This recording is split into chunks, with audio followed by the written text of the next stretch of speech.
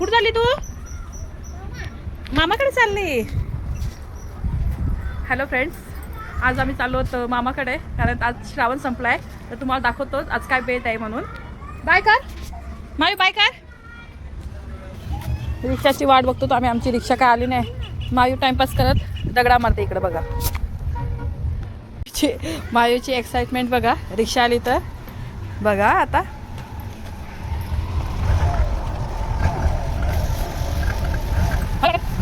आलो आम्ही मामाकडे.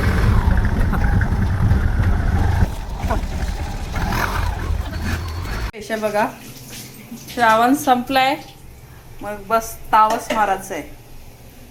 हा कोलब्यांचं कालवण आहे, पण यात कोलब्या शोधायला लागतील वाटतं. मायू बसली जेवायला.